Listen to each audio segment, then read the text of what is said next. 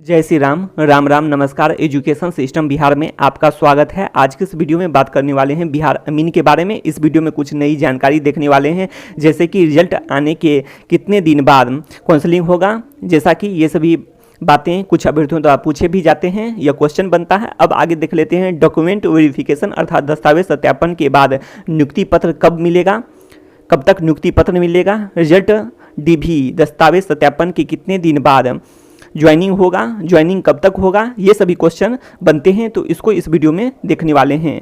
इससे पहले यह बताना चाहते हैं कि बिहार अमीन अभ्यर्थियों के लिए अच्छी खबर निकलकर सामने आ रही है विभिन्न चैनलों के माध्यम से कि बिहार अमीन रिजल्ट शीघ्र जारी होने की संभावना बन रही है, और तर्क एवं कारण पिछले वीडियो में देख चुके हैं। इस वीडियो में ज़्यादा नहीं बात करेंगे इस पर।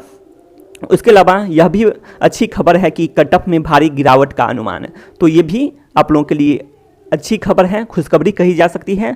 और विभिन्न तर्क कारण, तो ये सभी बात देख चुके हैं, एक बार फिर से देख लेंगे। तो ये सभी बातें हैं। तो इससे पहले आप लोग इस चैनल पर पहली बार आए हैं, पहली बार वीडियो देख रहे हैं, तो काउंसलिंग इंटरव्यू, उसके अलावा बात करें कि इसमें कौन कौन से डॉक्यूमेंट लगेंगे काउंसलिंग इंटरव्यू में। उसके बाद बात कर लेते हैं कट ऑफ, मेरिट लिस्ट, ये सभी बातें आप लोग बिहार अमीन के प्ले लिस्ट में जाकर सभी वीडियो देख सकते हैं जो आपको जरूरी लगे। उसके बाद आप लोग इस वीडियो के लास्ट में भी बिहार अमीन के प्ले लिस्ट होगा, उस पर क्लिक करके वीडियो देख सकते हैं। अब आगे बात कर लेते हैं, तो कुछ नई जानकारी देख लेते हैं। रिजल्ट आने के कितने दिन बाद काउंसलिंग होगा, डॉक्यूमेंट वेरिफिकेशन अर्थात दस्तावेज सत्यापन के बाद नियुक्ति पत्र कब मिलेगा, रिजल्ट डीवी के कितने दिन बाद ज्वाइनिंग होगा, तो कब तक ज्वाइनिंग होगा, ये सभी बातें देखने वाले हैं। तो आप लोग ये देख सकते हैं सिटी मैनेजर के बारे में आप लोग भली भांति परिचित हैं कि बोर्ड द्वारा ही परीक्षा लिया गया था, जिस बोर्ड द्वारा आप लोग बिहार अमीन के परीक्षा दिए हैं। अब आगे बात कर लेते हैं। तो विज्ञापन की बात करें तो पिछले साल आया था 2020 में, और परीक्षा की बात करें तो पिछले साल ही 2020 में परीक्षा हो गया था दिसंबर में, और रिजल्ट जनवरी में। तो इस तरह से समझ सकते हैं कि आप लोग को रिजल्ट की उम्मीद आप लोगों को रखना चाहिए, क्योंकि रिजल्ट भी शीघ्र जारी हो सकता है। इस तरह से आप लोग विचार करेंगे तो रिजल्ट 1 मंथ में आ गया था। तो इसी तरह से कह सकते हैं कि बोर्ड के रिकॉर्ड के अनुसार बात किए हैं, और एडमिशन में भी जैसा कि प्रोसेस जल्दी होता है उस अनुसार से सभी तरह से आप लोग सोच सकते हैं। जैसे कि पिछले वीडियो में भी बात कर चुके हैं, आंसर की का भी काफ़ी समय बीत चुका है। अब आगे बात कर लेते हैं कि डॉक्यूमेंट वेरिफिकेशन के बारे में, दस्तावेज सत्यापन के बारे में, तो फरवरी 2021 में। तो इस तरह से आप लोग समझ सकते हैं और सोच सकते हैं कि 1 मंथ लगा है दस्तावेज सत्यापन के लिए, तो काउंसलिंग शुरू हो गया होगा 1 मंथ के अंदर में। और इस तरह से भी आप लोग विभिन्न रिकॉर्ड देखेंगे तो 10 से 15 दिन के बाद आप लोग अनुमान लगा सकते हैं कि काउंसलिंग हो सकता है। और नियुक्ति पत्र की बात करेंगे इस वीडियो में, तो ज्वाइनिंग कब तक होगा, तो इसमें बात कर लेते हैं कि सिटी मैनेजर में तो ज्वाइनिंग 7 महीने के बाद में, जैसा न्यूज़पेपर के माध्यम से जानकारी मिली थी कि 7 माह बीत जाने के बाद अब तक प्रक्रिया पूरी नहीं हुई है। तो इस तरह से ज्वाइनिंग अभी तक नहीं हुआ है, 7 महीने के बाद यह जानकारी मिली थी कुछ दिन पहले। तो आप लोग समझ सकते हैं कि ज्वाइनिंग में समय लग भी सकता है, और बोर्ड के बहुत सारे काम भी हैं, जैसे कि एडमिशन का प्रोसेस है। तो एडमिशन का प्रोसेस में भी आप लोग जानते हैं कि इधर पॉलिटेक्निक का भी रिजल्ट आया है, पैरामेडिकल का, उसके बाद इंजीनियरिंग के लिए जो काउंसलिंग होगा, उसके बाद मेडिकल के लिए काउंसलिंग होगा। तो ऐसे में लेट हो भी सकता है। तो देखिए आगे आने वाला समय बताएगा, और जल्दी भी प्रोसेस हो सकता है कि इसको पहले कर दें ये प्रक्रिया, तो जल्दी हो जाएगा ज्वाइनिंग प्रोसेस। तो देखिए क्या होता है। तो ज्वाइनिंग लेटर, तो वैसे तो अनुमान लगा सकते हैं कि ज्वाइनिंग लेटर यदि सब कुछ ठीक ठाक रहा तो जल्दी हो सकता है, ज्वाइनिंग लेटर मिल सकता है, और ज्वाइनिंग की बात करें तो जल्दी हो जाएगा। लेकिन इस तरह से यदि रिकॉर्ड देखेंगे तो आप लोग समझ सकते हैं कि समय लग सकता है। तो ये भी बातें हैं। तो यहाँ देख लें आप लोग वेबसाइट पर जारी मेरिट लिस्ट, जो कि डॉक्यूमेंट वेरिफिकेशन अर्थात दस्तावेज सत्यापन से पहले का है।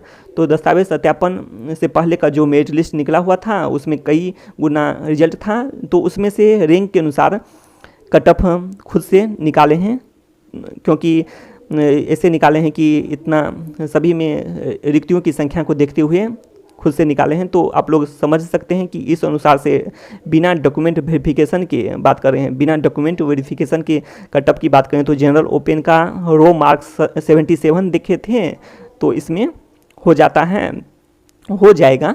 तो ये बात है कि यदि कुल पद के बराबर बिना डॉक्यूमेंट वेरिफिकेशन अर्थात दस्तावेज सत्यापन के देखे हुए थे तो 77, और डॉक्यूमेंट वेरिफिकेशन में भी बात करें तो बहुत सारे अभ्यर्थी बाहर होते हैं। तो ये सभी बातें हैं कि तो ऐसे में कटअप कम जाने का अनुमान है। ऐसे में भी यहाँ भी सोच सकते हैं कि बोर्ड को निर्णय करना है कि इक्विवेलेंट में कौन कौन आते हैं। तो ये सभी बातें हैं, तो ऐसे में कटअप कम जाने की उम्मीद की जा सकती है यहाँ पर। और प्री और मेंस की तरह भी पिछले वीडियो में भी बात कर चुके हैं, एक बार ये भी देख लेंगे। यहाँ पर प्री और मेंस, तो प्री आप लोग समझ सकते हैं जैसे कि शॉर्ट लिस्टेड किया गया था परीक्षा के लिए 10 गुना से अधिक, तो आप लोग उसे प्री मान सकते हैं, और बाद बाकी को मेंस की तरह सीबीटी परीक्षा को मान सकते हैं, सीबीटी प्लस अनुभव को। तो ये सभी बातें हैं, इस तरह से आप लोग समझ सकते हैं कि कटअप कम जाने का अनुमान है। अब आगे देख लेते हैं कि बीसी में 73% पर हुआ था, रो मार्क्स की ही बात कर रहे हैं, एक बढ़ गया था सभी में, बात करें नॉर्मलाइजेशन के बाद। तो आगे देख लेते हैं ईडब्ल्यूएस ओपन की बात करें तो 72% पर, ईबीसी ओपन की 68% पर, एसटी ओपन की 65% पर, और एससी ओपन की 64% पर। और लेकिन आगे बात करें तो इस में काफ़ी कम कटअप जाएगा, फिर दस्तावेज सत्यापन भी होगा। तो ये सभी बातें हैं, तो समझ सकते हैं कि कटअप में भारी गिरावट का अनुमान लगाया जा सकता है। बिहार अमीन की बात करें तो ये है, सिटी मैनेजर की बात कर रहे हैं। यहाँ भी आप लोग देख सकते हैं कारण भी, कटअप में भारी गिरावट का कारण, बिहार अमीन के कटअप में भारी गिरावट का कारण आप लोग देख सकते हैं कि शामिल होने वाले अभ्यर्थियों की संख्या कम है। सिटी मैनेजर के अनुसार अभी बात कर चुके हैं, डीवी अर्थात दस्तावेज सत्यापन और इक्विवेलेंट के समकक्ष की बात कर चुके हैं। उसके बाद प्री और मेंस की तरह आगे देख लेते हैं इसके बारे में भी। इस तरह से कटअप में भारी गिरावट का अनुमान बिल्कुल ही सही है, आप लोग भी समझ सकते हैं। तो यहाँ देख सकते हैं आप लोग, जरूरी बातें में देख लें तो यहाँ भी देख सकते हैं कि अभ्यर्थियों की संख्या ही कम है, कम अभ्यर्थी शामिल हुए थे। अन्य प्रतियोगिता परीक्षा में अभ्यर्थियों की संख्या काफ़ी अधिक होती है।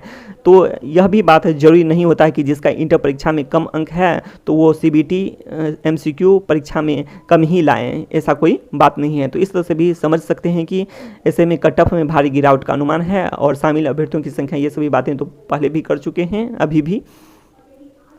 और प्री मेंस की तरह आप लोग यहाँ देख सकते हैं प्री क्या है और मेंस क्या है। तो सीबीटी परीक्षा प्लस में अनुभव को आप लोग मेंस की तरह समझ सकते हैं। तो ऐसे में आप लोग समझ सकते हैं कि कटअप में भारी गिरावट का अनुमान लगाया जा सकता है।